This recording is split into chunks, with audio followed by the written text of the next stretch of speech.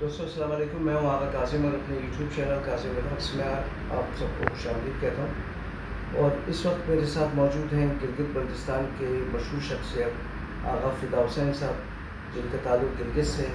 تو ان سے ہم آج بات کریں گے کہ ان کی یہاں پر آبادی کتنی ہے، ٹھیک ہے نا، ان کے نوجوان جو ہے نا کیا کرتے ہیں، پڑھے لکھے ہیں یا نہیں ہیں۔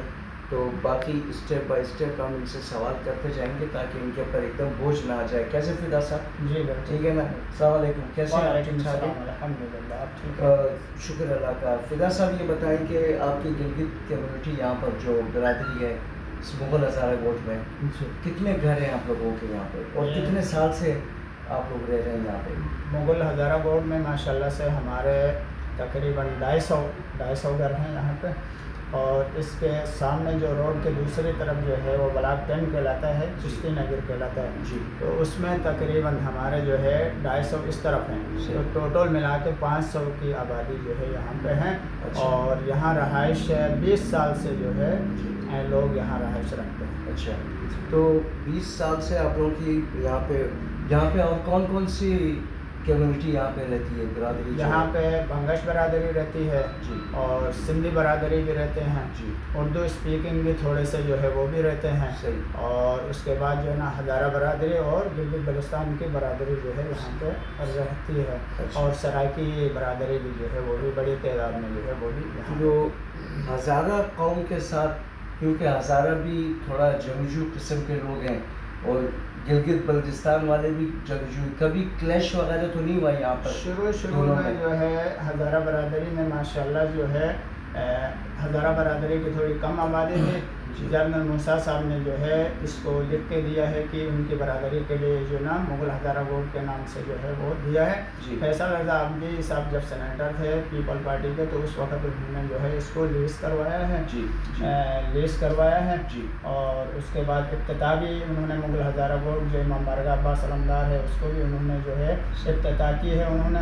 تو شروع میں انہوں نے ویلکم کہا، ہزارہ برادری نے گلگت بلتستان کے لوگوں کو مومن سمجھ کے یہاں لایا، لیکن کچھ جو منافقین دوسرے جو تھے تھرڈ پرسن جو ہے انہوں نے ان کو آپس میں کلش کروانے کی کوشش کی جوانوں کے اندر جو ہے، لیکن وہ بعد میں سمجھ گئے کہ یہ ہمیں کوئی تیسری قوت جو ہے وہ لڑوا رہی ہے، تو آپس میں سمجھ گئے اور اب بالکل محبت سے، پیار محبت سے رہتے ہیں، ایک دوسرے کا آنا جانا، دعوت کھانا، نظر نیاز کھانا، امام بارگاہ خوشی غم میں ایک دوسرے کے ساتھ شریک ہیں، بالکل، تو جی بھرپور شریک ہیں، اور جو ہے کسی کی غم میں بھی جو ہے بھرپور شرکت کرتے ہیں، خوشی میں بھی بھرپور شرکت کرتے ہیں، اور ایسا لگتا ہے کہ جیسا گلگت بلتستان اور ہزارہ برادری ایک ہی قوم قبیلہ سے جو ہے تعلق رکھتے ہیں، تقریباً ایسے ہی لگتا ہے۔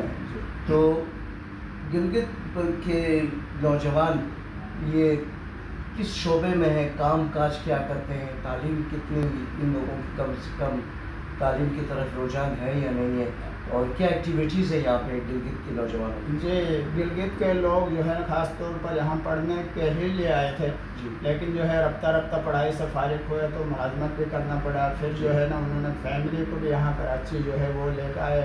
ہم جب فیملی بھی آئے تو بچے جو ہے اسکولوں میں، کالجز میں، یونیورسٹیز میں پڑھنے لگے، اب پڑھنے لگے تو اس وجہ سے آہستہ آہستہ یہاں رہتے گئے، یعنی سمجھو کہ یہاں ایک بسیرا ہو گیا، یہاں ایک آباد ہو گئے بڑی تعداد میں۔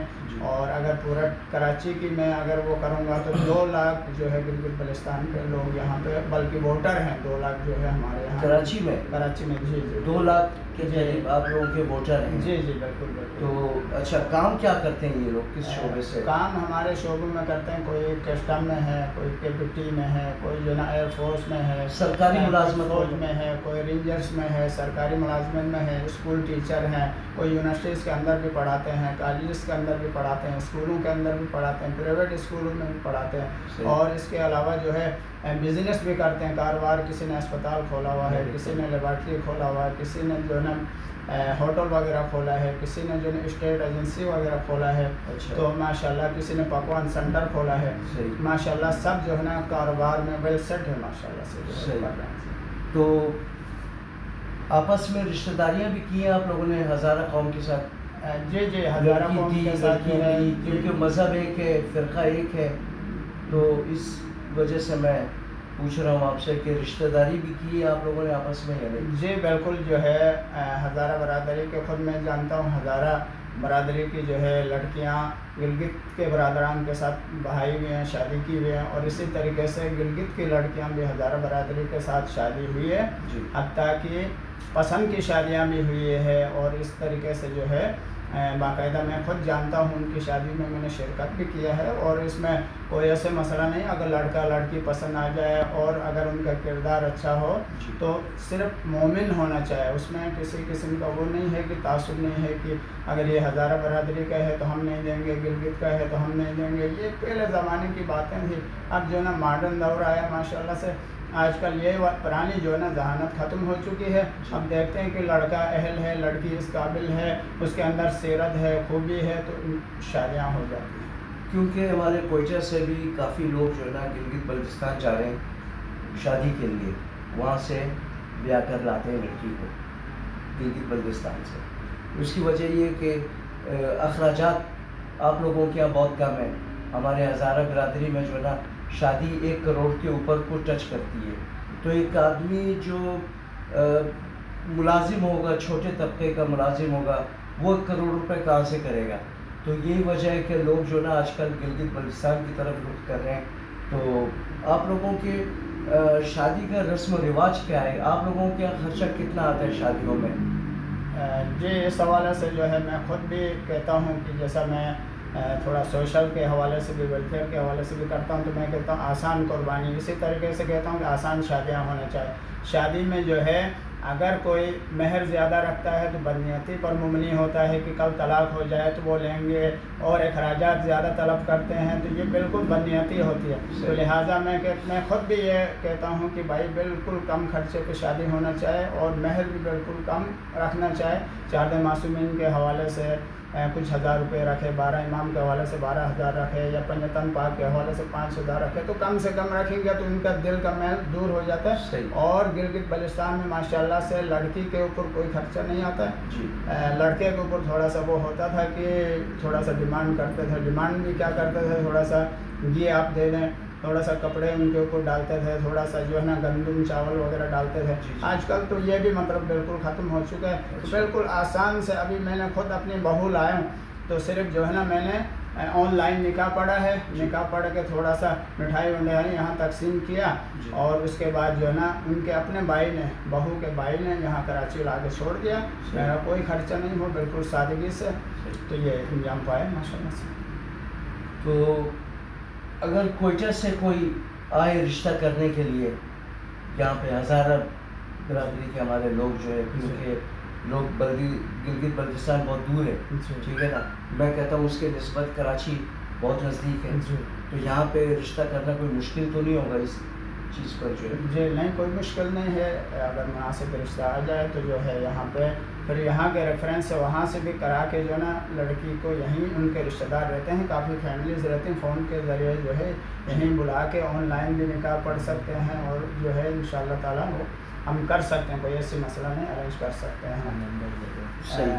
جی تو اس میں جو ہے جی میرا اپنا نمبر بھی ہے، اس حوالے سے کوئی رابطہ کرنا چاہے تو فیس بک کے اندر بھی ہے، اور اس کے واٹس ایپ کے اندر بھی ہے، 0301242196 میرا نمبر ہے۔ انشاءاللہ کوئی بھی کسی قسم کا رابطہ کریں تو انشاءاللہ اس کے علاوہ بھی جو ہے شادی کے حوالے سے، بیماریوں کے حوالے سے، ایک تو سوشل کے حوالے سے میں کام کرتا ہوں، خود عظمت انسانیت کے نام سے میری welfare N G O registered ہے 2014 سے، اور اس حوالے سے میں نے اسپتال اور دیگر چیزیں جو ہے اسکول وغیرہ میں نے قائم کیے، اور اس کے علاوہ جو ہے عملیات کے حوالے سے بھی ایک ماہر ہوں ماشاءاللہ سے، جو ہے پورے کراچی میں بلکہ پورے پاکستان میں جو کام جہاں سے نہیں ہوا وہ مجھ سے اللہ کی فضل سے جو ہے وہ ہوا۔ کسی کو اولاد نہیں ہوتی ہے، کسی کا رشتہ نہیں ہوتا ہے، کسی کے جو نا نوکری نہیں ہوتی ہے، کسی کے ساتھ کوئی بیماری ہے، تو اللہ کی فضل سے جو ہے یہ ساری چیزوں میں بھی میں PhD کیا ہے، اسی معاملے میں جو ہے بہت مطالعہ ہے میرا اس حوالے سے۔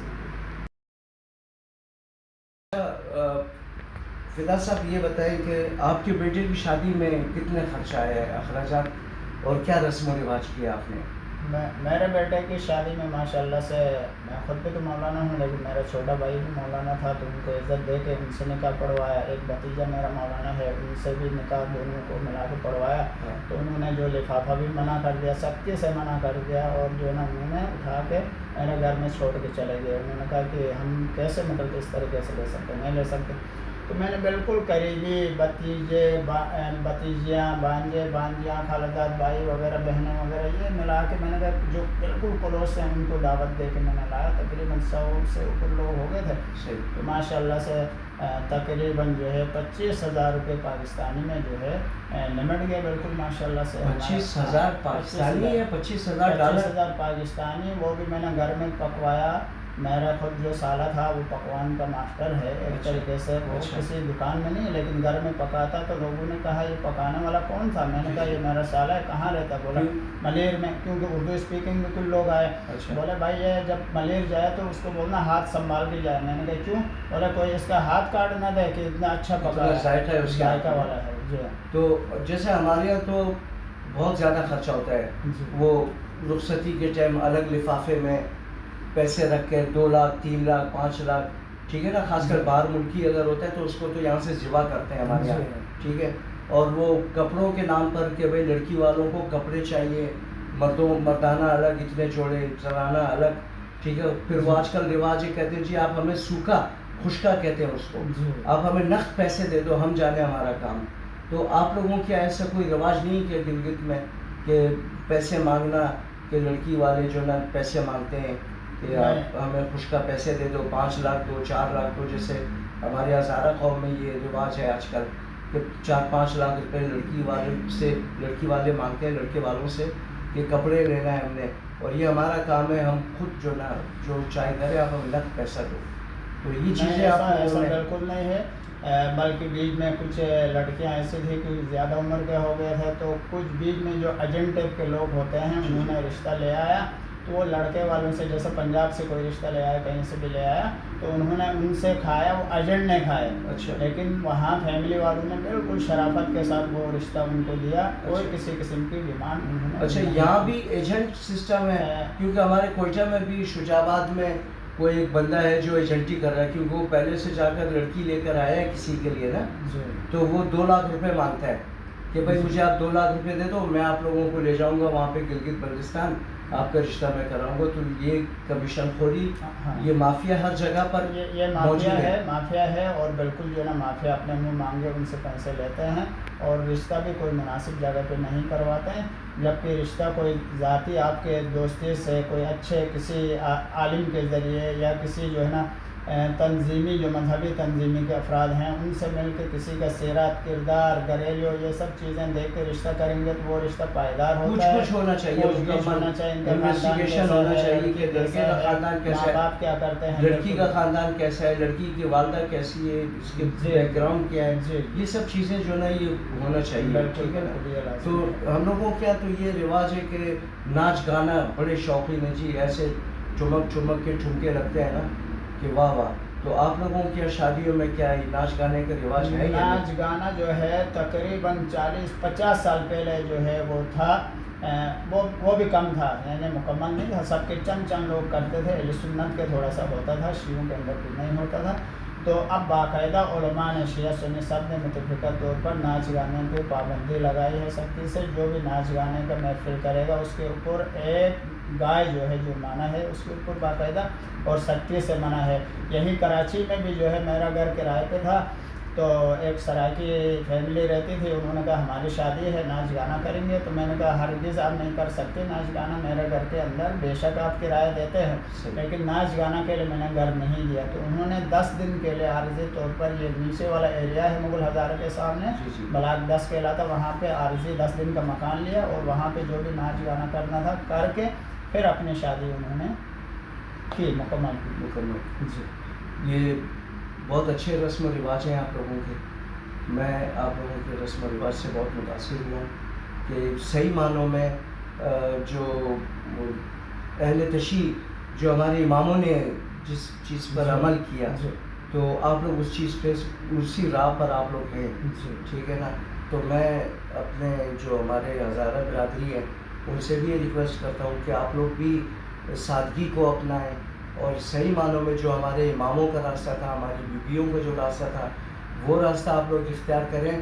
تو ورنہ اگر آپ لوگوں نے اسی طرح ڈیمانڈ کی کہ غلہ خلتی سر و جاغی اور آئی فون وغیرہ، ٹھیک ہے نا، تو اس چیز سے پھر آپ کی بیٹیاں جو ہے نا گھر میں رہ جائیں گی.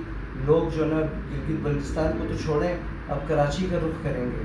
تو آپ لوگ احتیاط کریں، اسی راستے پہ چلیں جو راستہ بہتر ہے. تو بہت شکریہ. میں ایک تھوڑا سا یہ بھی لاسٹ میں یہ کہوں گا جی کہ کراچی میں بھی جو ہمارے گلگت بلتستان کی شادیاں ہوتی ہیں، شادی ہال کے اندر بھی باقاعدہ جو ہے گھر سے نکلتے ہوئے بھی نعت پڑھا جاتا ہے، قرآن سر کے پر سے رکھا جاتا ہے. پھر اس کے بعد شادی ہال میں پہنچتے ہیں تو باقاعدہ حدیث قصہ ہوتا ہے، دعا ہوتا ہے. اس کے بعد جو ہے نا وہ منقبت اور جو ہے نا نعت خوانی ہوتی ہے. گانا بالکل اگر کسی کا مذہبی حوالے سے وہ نہیں ہے لڑکے کا، پھر بھی وہ پابند ہے کہ وہ ناچ گانا نہیں کرے گا، کیونکہ ناچ گانا کرتے ہیں تو طلاقیں اور رشتے میں معاملات، جھگڑے، فسادات شروع سے ہوتے ہیں. تو شروع سے آپ شیطانی کام کرو گے تو پھر پورا زندگی بھگتنا پڑے گا. تو اللہ کا نام لے کے کریں گے تو اللہ جو ہے نا اس میں برکت نازل کرے گا. بہت شکریہ آپ کا آغا فدا حسین صاحب، آپ کا بہت شکریہ. بہت اچھی باتیں آپ نے کی، اپنے رسم و رواج کے بارے میں بتایا، اپنی کمیونٹی کے بارے میں بتایا، تعداد کتنی ہے آپ لوگوں کی وہ بتایا. آپ کا بہت شکریہ. بہت شکریہ. بہت خوشی ہوئی آپ سے ملاقات.